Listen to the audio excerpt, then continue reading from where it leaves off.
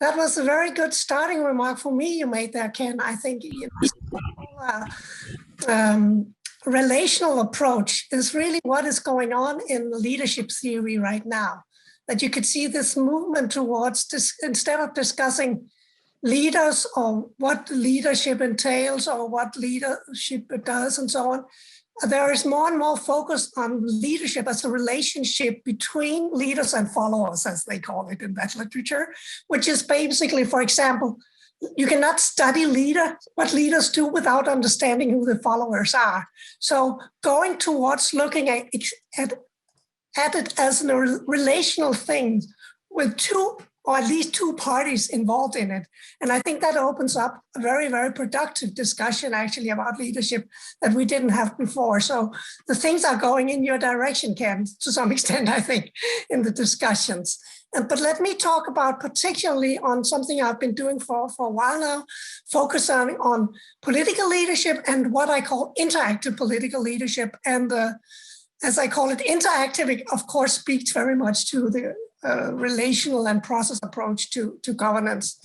And I'll start out by talking about the mess we're in a little bit like you did, Ken. You know, you were talking about all the phone calls that comes to you, people who wants to rob you. But I'll talk about how society is in a difficult situation.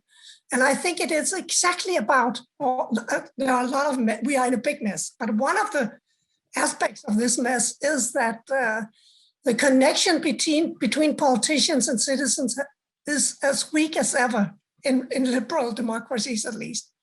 It's both weak and it's undecided, I would say. And I think that we suffer.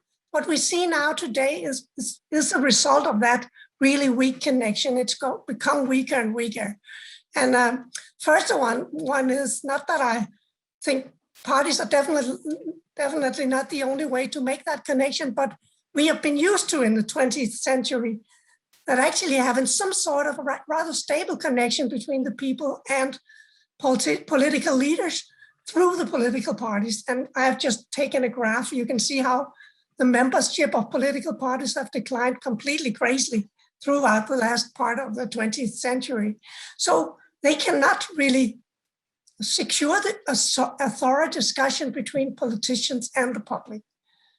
Moreover, as I said before, the followers are by no means, a static unit, because our political culture and the way our citizens think about politics and their own role in politics have changed completely from the early days where people accepted to, when they had voted, they would sit back and look at what sovereign leaders did, but they don't do that anymore. Today, we have developed, there's a lot of research showing that citizens in liberal democracies have become increasingly assertive.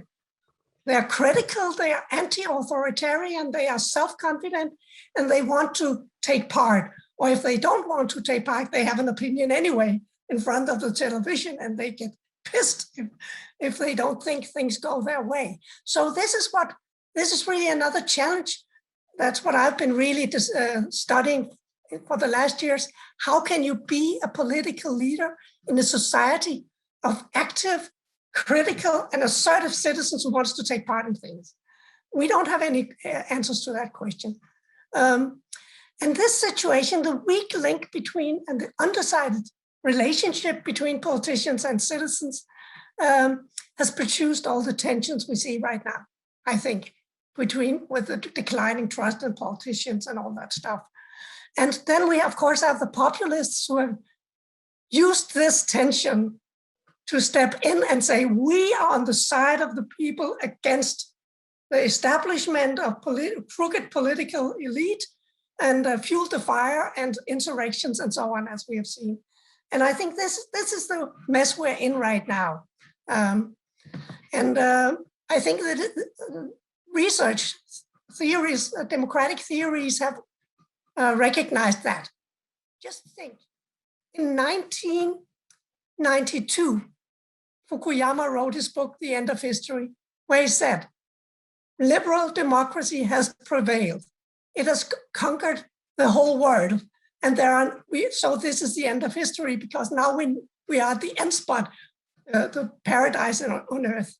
with liberal democracy. And here, 30 years later, we have a series, there are much more the ones that I've listed here, researchers, commentators, and so on, declaring the end of democracy, and this is how democracy ends, the divided kingdom, how democracies die, the electoral meltdown, and why are we so polarized? Suddenly we're in this really, really bad place. And I'll just say, I think there is deep reason to worry over populism, particularly this kind of authoritarian populism that we see, which stir up all kinds of antagonisms. And there are also good reason to be concerned for democracy. I really think there is the future of democracy. But I think, and that's why I'm hopeful, in all this mess, I'm really hopeful. It is first of all, of course, because I think these assertive citizens, they are really a proof of the success of democracy to some extent, that citizens are not sitting back waiting to see what leaders do, that they actually want to get into the game. And I think that's really a big victory for democracy. The problem is that we are not ready to deal with those citizens, that we have had a democracy that was immature in the sense that leaders were not really ready to take on the people. So this is the first reason why I'm optimistic. The second one is that there are political leaders out there who are actually trying to do so, who are actually trying to get into the game and govern with the people. And I think that's really so thrilling. The thing is then that, and you can see that both in practice actually, but you can also see it in emerging theories of political leadership, that we begin to think differently about leadership as something that has to do with governing with the people. But it has gone largely unnoticed. This is the weird thing. Why has it? I think it is, among other things, because it has been overshadowed by media-friendly populism, because it's rather boring. This kind of interactive political leadership, as I call it, is rather boring. There are no front pages there, because it's actually the slow, complex effort to make solutions that work with the people in long processes and so on. But it's not only therefore, I think, and what I'm saying to political leaders who are actually trying to go this way, try to dramatize your interactive political leadership. And I think that can be done because we need to get more attention to it also in the media. And the other thing is, but that is also the main reason that among also researchers, you saw the researchers who are dooming democracy. And I think the reasons why researchers haven't really seen that something is going on, something positive is going on, is that we don't have a language. We don't have a research language to define, describe, and analyze the kind of leadership that is actually beginning to emerge around the world in liberal democracies. And I call them, in my new book, recent book, Interactive Political Leadership. And just to illustrate, I thought it would be fun. I think I have seen this kind of political leadership in Denmark and other places, but I just saw it under the corona. How did two leaders, Trump in US and the Danish Prime Minister Mette Frederiksen, respond to the COVID crisis? I thought that was an interesting experiment to look at that. And I think it is so saying that interactive political leadership is so different than populist responses. If we first look at Trump, what did he do? He started out when it was March last year. I know what to do. And then he changed his mind a couple of times. Those who disagree with me are enemies of the people. Experts, the system cannot be trusted and they have no clue. It all comes from China. The solution is simple and I'm the only one who can make it happen, right? This is the kind of rhetoric that we saw. And actually he tried to use that as the kind of strategy for his leadership on COVID until he lost the election, allegedly. He did. And then if you look at then Mette Frederiksen in exactly the same period, where she was like Trump, hit by lightning when COVID actually came. She started out with a big press conference saying, well, actually, we have no ready-made plan. We didn't know this was coming. We haven't seen it before, and I'll make a lot of mistakes. but I will negotiate a broad solution with everyone. We'll try to negotiate a way out of this. I'll use all the input. I need all the input. Will use all the input I get from you guys out there. This is complex, difficult, but we can fight it together, and I need your help. We have to rely on each other. This is the kind of rhetoric. Of course, you could call it rhetoric or discourse or so on. But she actually, I would say, by and large, she's done it over the last year. She's actually done exactly that and brought the whole and mobilized the whole society, all the energies, all the ideas, all the creativity in the public sector and beyond to try to find a way to first to close down and then to open up again gradually and then close down again and then begin to vaccinate people. This is exactly what she's done. So I think, I just think that's so interesting just to study her, because what she's done is very far, it's not populism, or at least not authoritarian populism, and it's definitely not traditional sovereign political leadership. So this is interesting. It's an interesting phenomenon. And then I've, of course, in my research, looked for a lot of other cases. And I've found a lot of other cases. I have to stick to my 15 minutes, so I can't talk too much about them.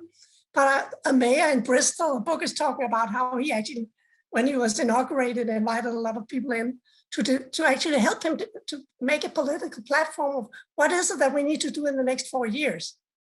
Wonderful research of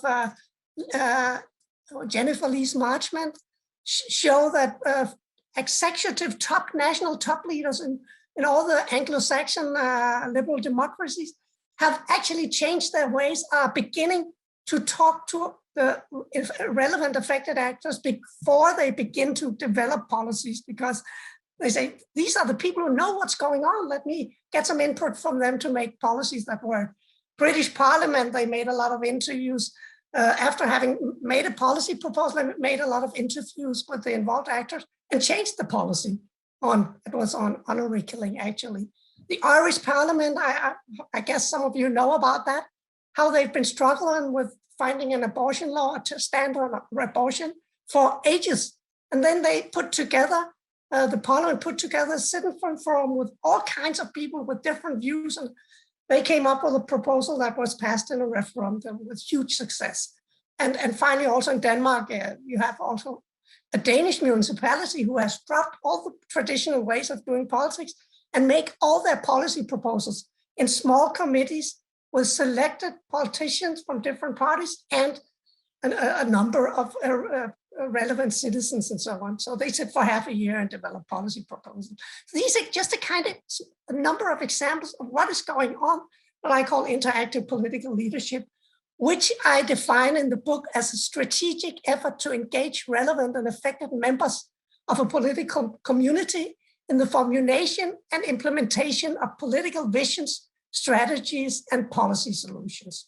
So this is, and I draw on both governance research and the concept of metagovernance that they offer. This concept that actually leadership is about framing and facilitating collaborative governance. And then also recent leadership theories that talk about, well, you can basically not take on that job of framing and facilitating if you don't have the knowledge that the citizens have and the ideas and heard their criticisms.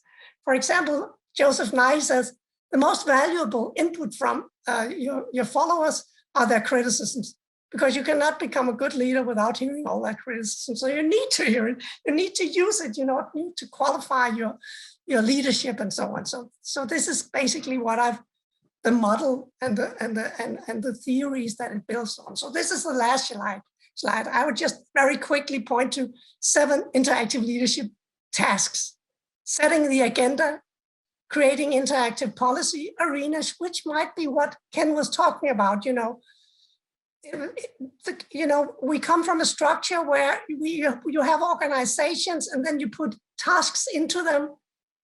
In interactive political leadership, you have tasks or problems and then you organize around them. And that is a leadership task, creating interactive policy arenas for the purpose. Participating in the conversation, endorsing the policy output, communicating political decisions to the larger community, committing actors to contribute to implementation, policy implementation.